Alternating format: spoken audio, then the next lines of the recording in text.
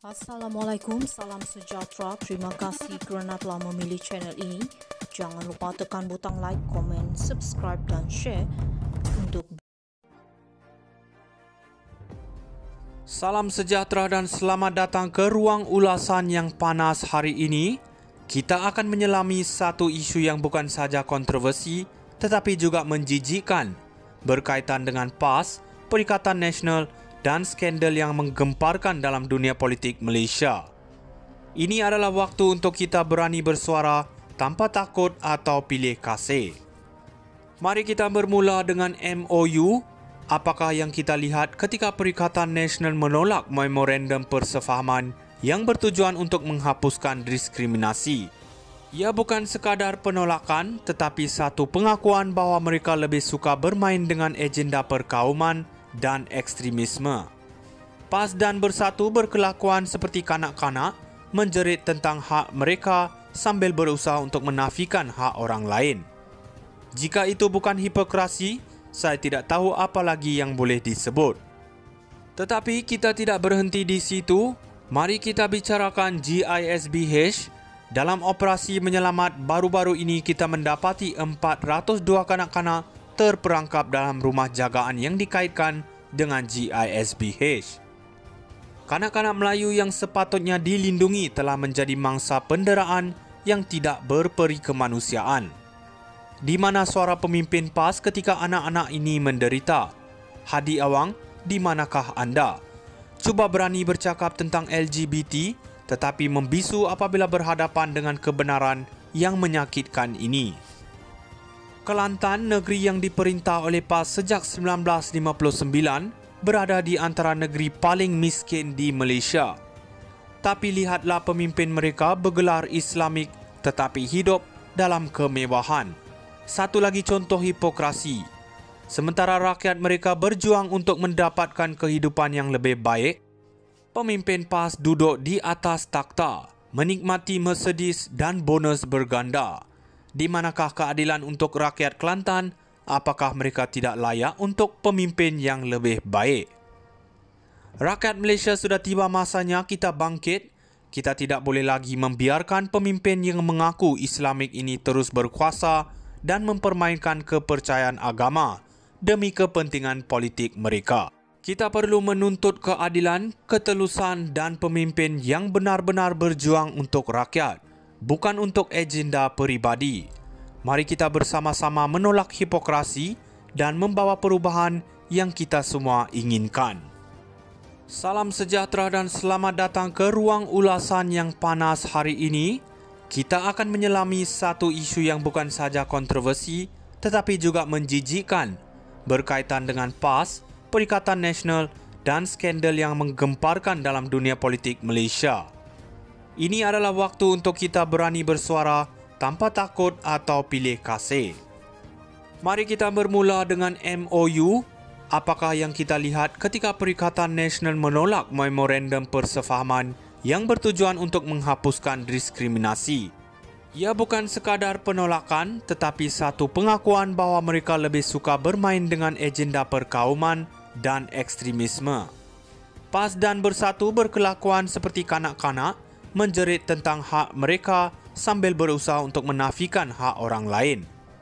Jika itu bukan hipokrasi, saya tidak tahu apa lagi yang boleh disebut. Tetapi kita tidak berhenti di situ. Mari kita bicarakan GISBH.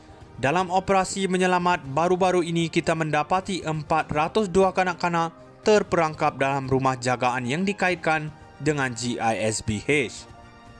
Kanak-kanak Melayu yang sepatutnya dilindungi telah menjadi mangsa penderaan yang tidak berperi kemanusiaan.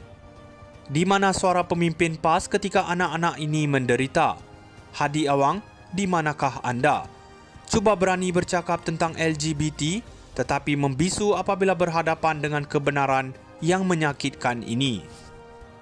Kelantan, negeri yang diperintah oleh PAS sejak 1959, berada di antara negeri paling miskin di Malaysia. Tapi lihatlah pemimpin mereka bergelar Islamik tetapi hidup dalam kemewahan. Satu lagi contoh hipokrasi. Sementara rakyat mereka berjuang untuk mendapatkan kehidupan yang lebih baik, Pemimpin PAS duduk di atas takhta, menikmati Mercedes dan bonus berganda. Di manakah keadilan untuk rakyat Kelantan? Apakah mereka tidak layak untuk pemimpin yang lebih baik? Rakyat Malaysia sudah tiba masanya kita bangkit. Kita tidak boleh lagi membiarkan pemimpin yang mengaku Islamik ini terus berkuasa dan mempermainkan kepercayaan agama demi kepentingan politik mereka.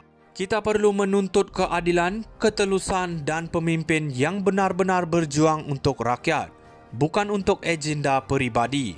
Mari kita bersama-sama menolak hipokrasi dan membawa perubahan yang kita semua inginkan. Salam sejahtera dan selamat datang ke ruang ulasan yang panas hari ini.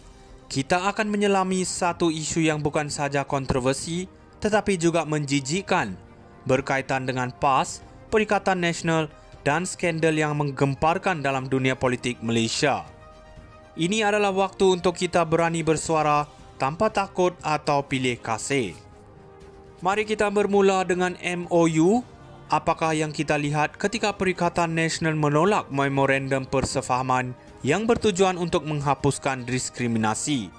Ia bukan sekadar penolakan tetapi satu pengakuan bahawa mereka lebih suka bermain dengan agenda perkauman dan ekstremisme. PAS dan Bersatu berkelakuan seperti kanak-kanak menjerit tentang hak mereka sambil berusaha untuk menafikan hak orang lain. Jika itu bukan hipokrasi, saya tidak tahu apa lagi yang boleh disebut. Tetapi kita tidak berhenti di situ. Mari kita bicarakan GISBH.